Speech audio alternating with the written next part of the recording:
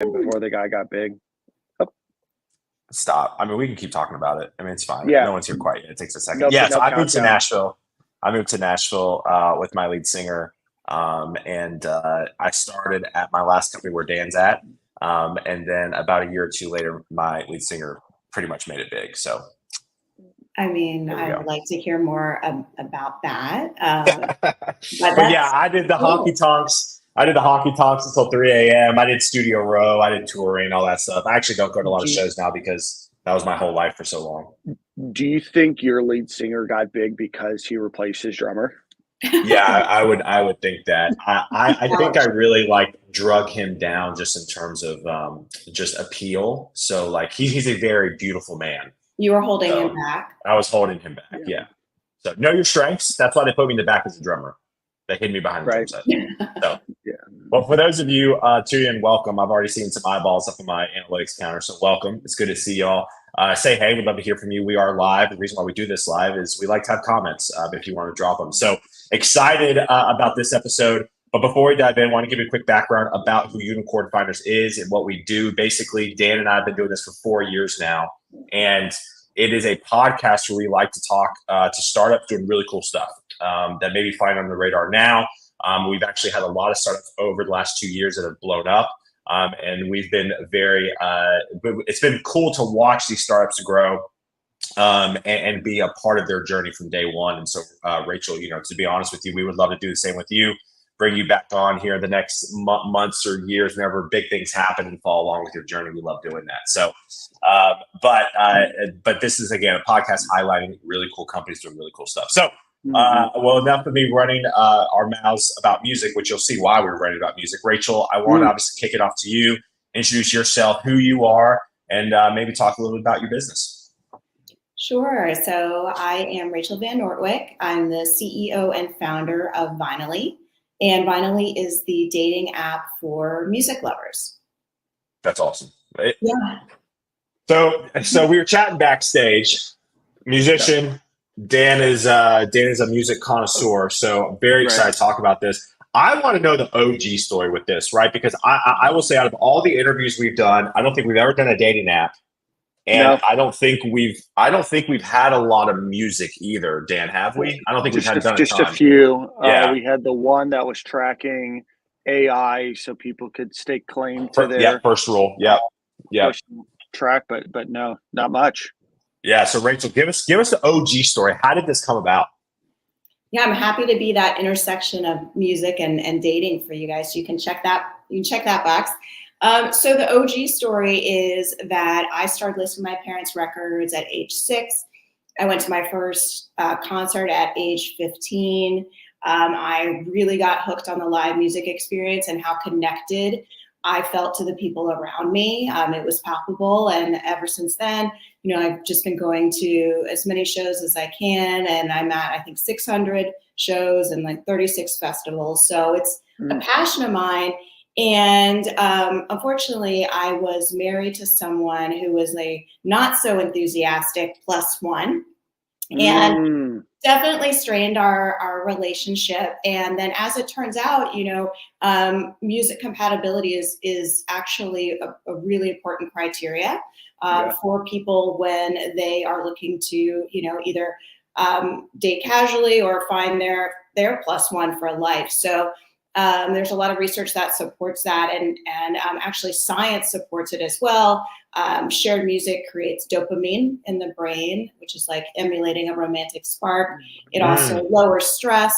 And so there wasn't a dating app on the market. I created Vinally in 2016. There wasn't a dating app on the market that matched based on music. And so I saw an opportunity, and I wanted it to be data forward. So I didn't want it to focus on superficiality. I really wanted it to be more about someone's music DNA, matching them with someone else's music DNA. So how do you guys do that?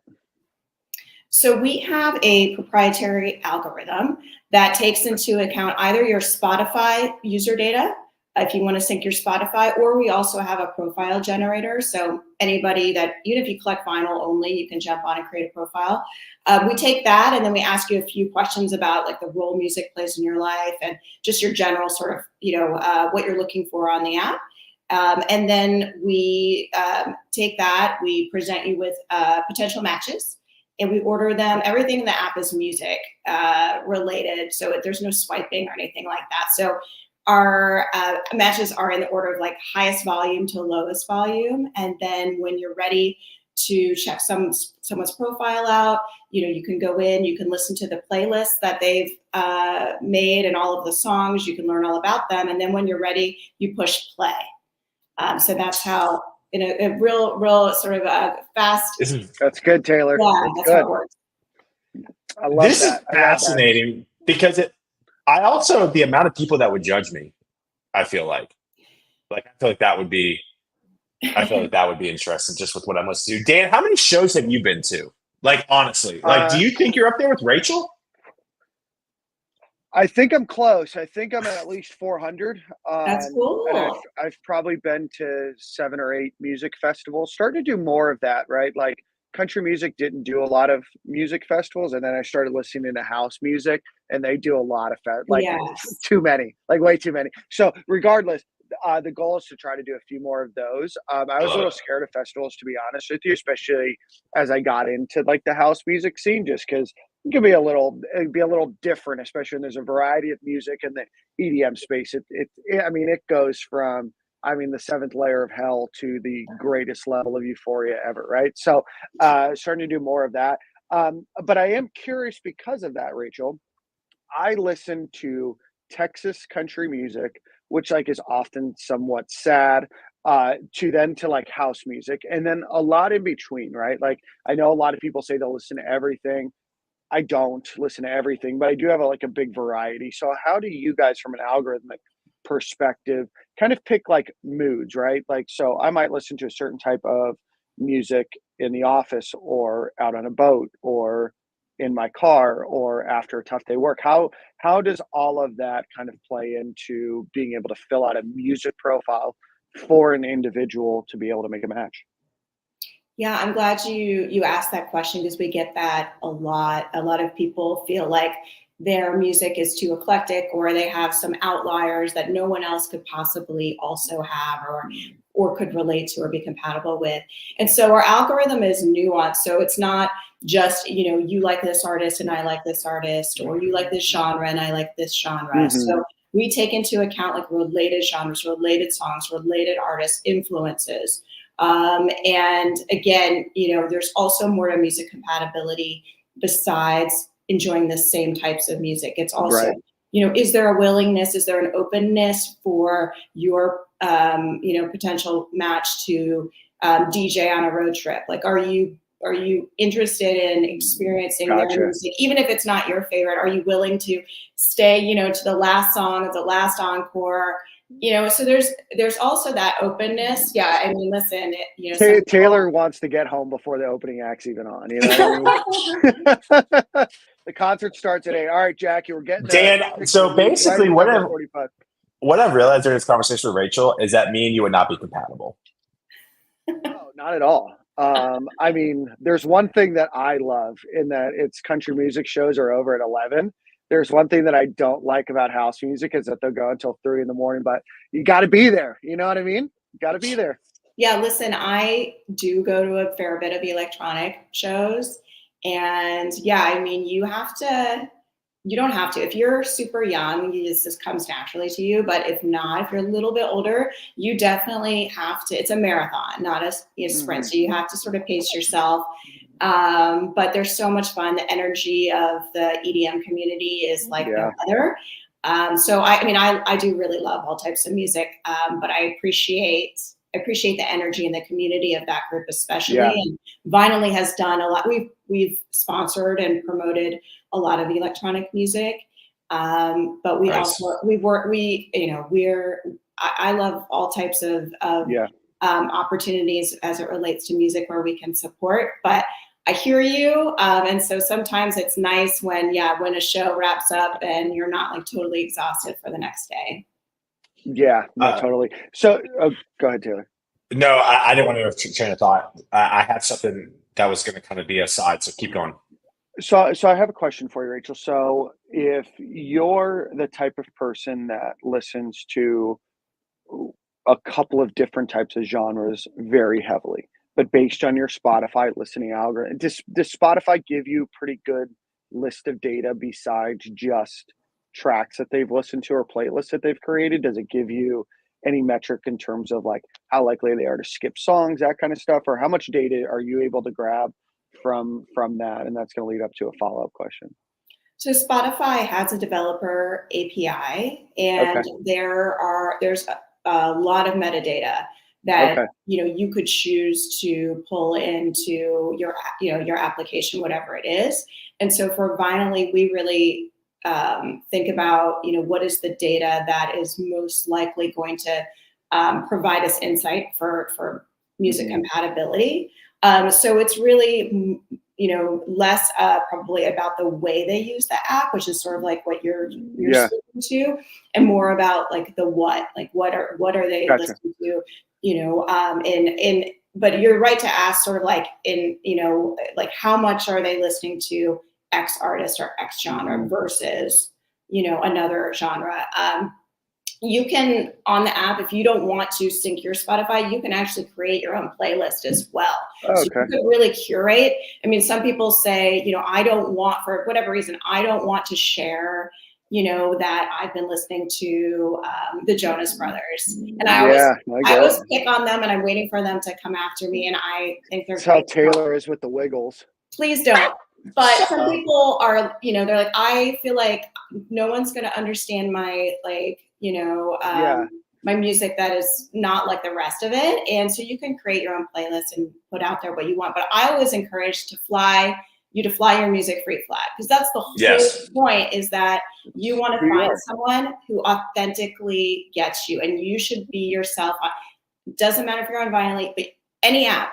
Be yourself. Like, there is no point to be anybody else, and you'll be a lot happier with the people that you meet when you're yourself. So with that then, sorry Taylor, I know you've got a question. With that then, I know besides putting in Spotify or creating your own playlist, I would imagine that there's like a number of questions that you would ask, like, are you a concert goer? Are you not? Do you like going to larger like arena or stadium size events? Do you like going to smaller events? Where are you willing to travel? Are those questions that you ask as well, or? Yeah, we ask about your concert attendance, your concert habits. We ask you also too about like the role music plays in your life. So is like music your number one passion, or is music a passion? Because I think that's also really interesting. To align on. It's also really important, like with some dating apps take a really long time to set up a profile, and that can discourage users. So we do ask you a few questions about your habits, but then, we also have music conversation starters. So the point is to get you on, get your matches, and then we provide you with like kind of interesting questions like what you're asking to be able to ask your potential matches and then keep the chat going. Awesome. Rachel, no, go ahead, music lover. Keep asking. Go ahead. I do. I love music. I have zero musical talent. Listen. When I saw Rachel book that, I said this is gonna be a conversation basically for Dan and Rachel, and I'll just be here, kind of just moderating. On mute there. Yeah. So somebody presses play in the app, they get connected. Do both people have to click play? Is that how it works? I've never used a dating app. I'm sorry. Wow. Okay, that's good for you, I guess. For real, Dan? You've never used a dating app? You're a holdout. You're just you're magnetic with your personality. Well, I do agree with that. Divorced, met somebody organically. That's great. I mean, I'm not like a beacon of like successful relationships either. So I met my wife on Tinder. So. Oh, cool. Yeah, buddy. Yeah. So the way that it works is so for two people to connect, yes, they both have to press play. You can reach out to someone that hasn't yet pushed play on you. But the larger chat opens up once both of you have pressed play. And what happens there as well is that you can actually search, suggest, and buy concert tickets without leaving the app. That was my next question. I was curious if that's cool. Tied into like a Ticketmaster, like a Bands in Town or something else to say, hey, there's It's a fantastic idea. I'm out of ideas now. You took my best idea. Yeah, so She's like, our "That's the first one I API, thought yeah, no, listen, we're same wavelength. Our API is with SeatGeek currently. They just offer, it's a really great, feed of concerts and events. And so it's been really great to work with them. But yeah, so you can search and suggest and bounce ideas off each other. And it's just sort of like a really natural, good first date option. Awesome. Hey, Dan, can I go now? Yeah, you're more than welcome. All right, thanks, man. I appreciate it. So, Rachel, if you're open to it, I was gonna share my screen. I pulled up your app on the Apple, and I was wondering if you could just walk through the UI a little bit, if you're okay with that. All right, I'm gonna share. Pulled it up on the Apple. Shut up, Dan. All right, let's see here. So obviously, like, all right. So first off, can you kind of give a quick, I guess, overview of kind of what we're seeing right now? Yeah. I'll zoom in a little bit more. Yeah. So this is what I was just talking about. This is sort of at the end. But if you wanted to restart it, that's just you should just be able to press play on it. But I can speak to it either way. Sorry, it's his first time on the Apple. Shut up, Dan. Okay, so that's our home screen. This is an option where if you're not syncing Spotify, you can go and pick your artists. You can build your playlist, pick songs. You can then it's showing you going through a profile, what information you'll be able to see. I mean, this particular video is like 30 seconds, so it moves very quickly. Yeah. We're flying through this for sure.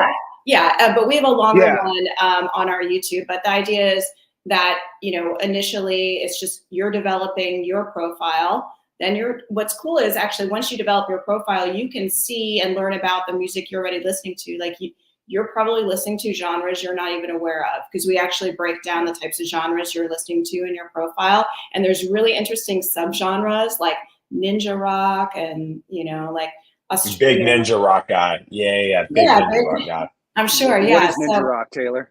I have no idea. Oh, okay.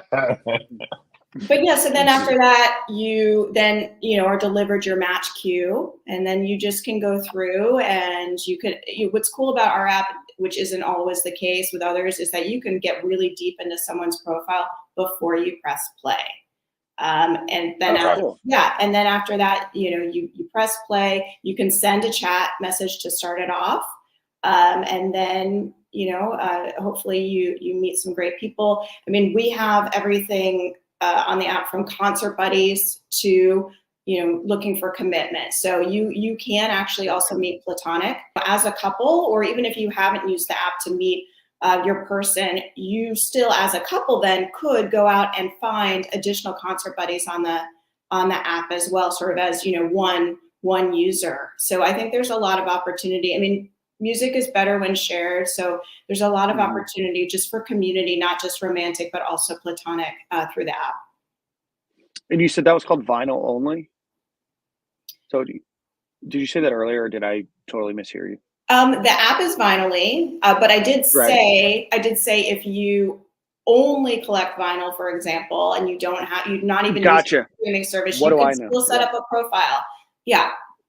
Okay. So if I'm going to hold on one second. So if I go to a concert and say Red Rocks and solo, maybe out on a work trip, whatever, I can go on the app, see if there's somebody else that's maybe going, try to create some sort of friendship, partnership, whatever that might be. That's cool. I like that. I like that. I love. Yeah. I like that. Even not even someone that's going. You could also be, if you're there in the Denver area, or you set your location to Denver area, you can start talking to music fans and maybe, invite someone to go that also maybe like you wanted to go, but they didn't have anyone to go with. So I love that. Yeah, so Dan and I didn't want to go together. Dan can go find another friend. Well, no, you're gonna leave before the opening act. Remember? 100%. Yeah, I'm gonna be in my pajamas. Yeah. How many users do you guys have? How have you guys grown? Talk to us a little bit about the business side of this app here. Sure. So we have a little bit over 26,000 downloads. Wow. We are growing rapidly year over year. So I think we had about like 100,000 matches last year, presented.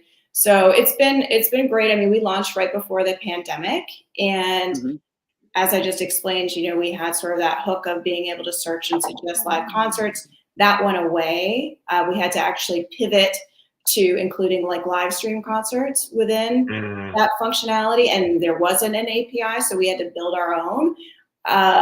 But because we launched right before the pandemic, as you remember, pretty much like dating apps were the only way you could actually still go out and like meet someone, because everything was locked down. So dating apps as a category really, really benefited, from COVID, if that's a way you can even like, position something. But dating apps were what people used, and so we got a lot of growth there. I think it was like 12,000%. And we've benefited from a lot of really good PR, like New York Times and Vogue and Nylon and OK Player have featured us, which is great. And we're just trying to get the word out to music lovers to give us a try.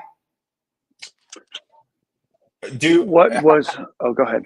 No, my turn. How do you guys make money? Is it just sponsorships and from a partnership side of things, or is it like, do I pay $5 for a profile? Like, what does that look like? So we just started monetizing. For me, I felt like, until we had a sizable user base, I didn't think I could justify. I didn't want to try to have folks, come in and pay for the app. But once we reached a sizable user base, we turned on monetization. So that happened in December. So you can Vinyl is completely free to download. You can set up your profile, but to view matches, there's a really, really small in-app purchase, which is either a subscription or a one-time fee, which is much lower than other dating apps. And then I like that you did ask about sort of that partnership opportunity. So we'll never sell advertising in the Vinyl app, but in terms of working with like promoters and labels and artists in a way that benefits our users as well, there is opportunity. And those are conversations that I'm having today about sort of, kind of elegantly integrating, those types of brands and businesses into the app so that they can get exposure to our community. What's next for Vinyl in terms of new features or just areas of opportunity for you guys to continue to grow as a business? So we dropped an AI feature last year. We were one of the first to do it. Nice. And it's just like it's a fun feature where you can create a cocktail recipe based on like blending two genres together, and it creates a bespoke cocktail. And it's sort of this fun thing to do, and we're sort of emulating the idea of buying someone a drink in a bar. That's awesome. Yeah, so we used ChatGPT for that, and it was fun. Yeah. But where I think we can go with AI, where it's, I think, really powerful, is that with the data that we have in our database on, how and who actually matches, we can then use that to guide users if they want to, like to say, hey, like your inclination might be, I want to find somebody who is a country/house person, and your matches may do that, but there may be also matches we give you that might be kind of outside of that you may overlook, but our data shows that actually, because you like this type of music, you actually may be more compatible with this person for these reasons. And right.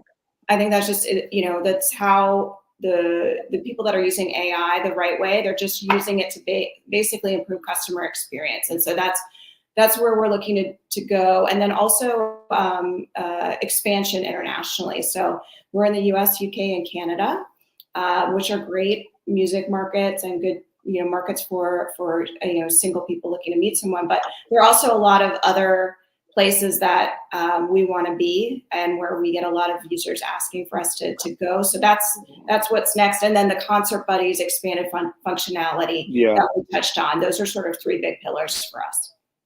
Because I know America loves music, but I feel like Europe is obsessed with music, right? And I know Australia is obsessed with music, and a lot of the the going out and doing things together and being able to meet other people. So it seems like such a huge opportunity to do that, especially when people are traveling or having a unique experience, maybe going to Ibiza for the first time or whatever it might be.